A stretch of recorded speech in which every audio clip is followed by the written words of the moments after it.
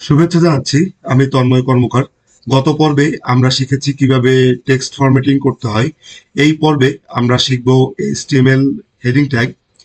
স্ক্রিনে আপনারা দেখতে পাচ্ছেন যে এখানে 6টি হেডিং ট্যাগ ব্যবহার করা হয়েছে, যেটা শুরু হচ্ছে আপনার H1 থেকে এবং শেষ হচ্ছে আপনার H6 দিয়ে।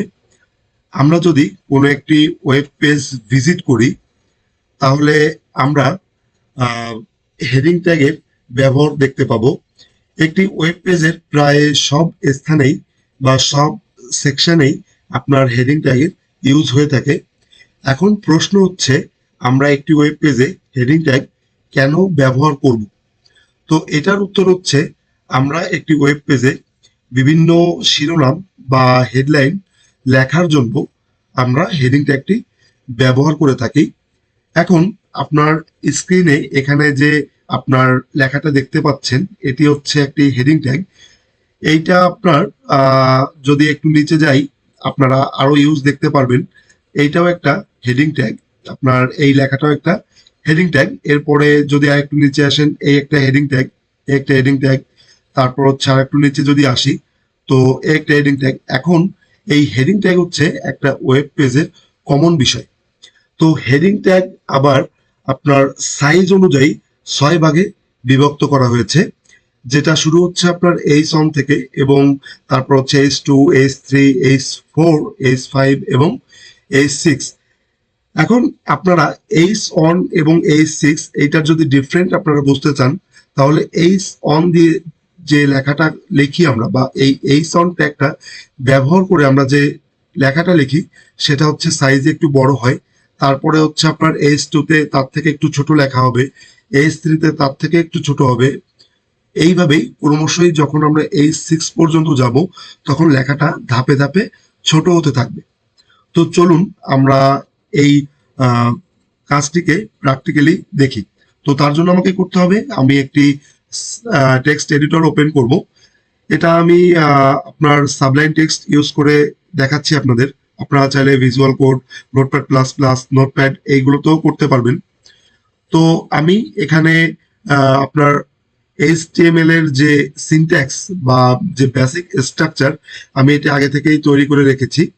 তো আমরা এখানে আপনার ট্যাগগুলো লেখা শুরু করব এবং এর ডিফারেন্সগুলো এক একটা করে বুঝতে থাকবো।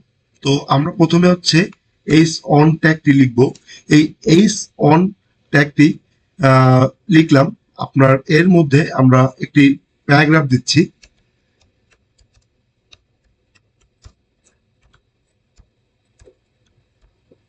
Learn with Tanmoy. এখন এটিকে আমরা কন্ট্রোল S দিয়ে সেভ করব। তো এখন কথা হচ্ছে কি, যারা আমার এই ভিডিওতে নতুন বা এই ভিডিওটি প্রথম দেখছেন, তারা আগের ভিডিওগুলো দেখবেন। তাহলে আপনার কিভাবে HTML এর ফাইল তৈরি করতে হয়, কিভাবে আপনার সাবলাইন টেক্সট ইনস্টল করতে হয়, এগুলো আপনারা ধাপে ধাপে বুঝতে পারবেন এবং HTML টি কি সেটাও আপনারা বুঝতে পারবেন। তো চলুন আমরা এই লেখাটিকে সেভ করলাম, কন্ট্রোল S দিয়ে সেভ করলাম। এরপরে এটিকে আমরা একটু রান করে দেখি। তো রান করার জন্য আমরা একটি ব্রাউজার ওপেন করব। ব্রাউজারে ওপেন করে আমি আগে থেকেই ব্রাউজারে সবকিছু সেট আপ করে রেখেছি।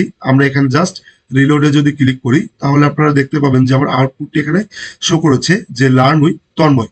তো এই লেখাটা যদি আপনারা ফলো করেন, দেখেন যে আপনার বড় আকারে আসছে। ঠিক আছে, আমরা যদি একটু জুম করি তাহলে দেখতে পাবেন যে এই লেখাটি বড় আকারে আসছে। এখন এটা হচ্ছে আপনার এইচ অন ট্যাগ। এরপরে হচ্ছে আমরা দেখব H2 ট্যাগ। ঠিক আছে, আমরা এখানে লিখি H2। আমরা এই লেখাটি যদি লিখি, আমরা এই লেখাটিকে সেম ভাবে কপি করে এখানে বসিয়ে দিই। এরপরে কন্ট্রোল S দিয়ে সেভ করতে হবে।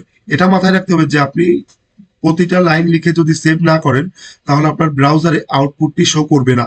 এটা একটা গুরুত্বপূর্ণ বিষয়। তো চলুন আমরা আবার ব্রাউজারে যাই এবং দেন রিলোড করি। ঠিক আছে, রিলোড করার পরে এখানে দেখেন যে আপনার প্রথম যে লেখাটি এসেছিল, এইচ অন ট্যাগ দিয়ে আমরা যে লেখাটি লিখেছিলাম, ঠিক আছে, সেই লেখাটা আপনার বড়, এবং H2 দিয়ে আমরা যে লেখাটা লিখেছি সেই লেখাটা একটু ছোট। প্রথমটার তুলনায় দ্বিতীয়টা একটু ছোট। এটা হচ্ছে আপনার ডিফারেন্স, হেডিং ট্যাগের ডিফারেন্স। এরপরে হচ্ছে আমরা আপনার H3 ট্যাগটি লিখব। H3, এরপরে আমরা কপি করে দিব। এইভাবে আমরা H6 পর্যন্ত লিখতে পারি। আপনার H4, এরপরে আমরা লিখি H5,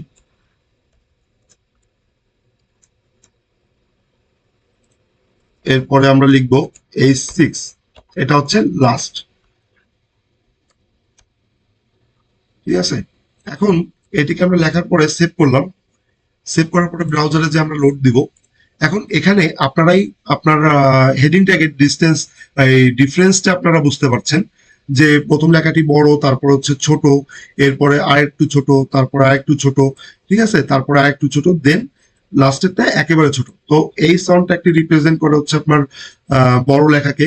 H2 হচ্ছে তার থেকে একটু ছোট, H3 হচ্ছে তার থেকে একটু ছোট, H4 হচ্ছে তার থেকে ছোট, H5 হচ্ছে তার থেকে ছোট, এবং স্মলেস্ট যে হেডলাইনটি আছে এটা হচ্ছে আপনার H6 রিপ্রেজেন্ট করে। এখন এখানে আপনার যে বিষয়টি আমি দেখিয়েছি, আশা করি আপনারা বুঝতে পেরেছেন। পরবর্তী পর্বে আমরা আপনাদের দেখাবো কিভাবে HTML কমেন্ট করতে হয়। তো ভিডিওটি এই পর্যন্তই। ভিডিওটি যদি ভালো লেগে থাকে তাহলে অবশ্যই একটি লাইক কমেন্ট করবেন, এবং আপনার পরবর্তী নতুন নতুন ভিডিও পেতে আপনার চ্যানেলটিকে সাবস্ক্রাইব করবেন এবং বেল আইকনটি প্রেস করবেন। ধন্যবাদ সবাইকে।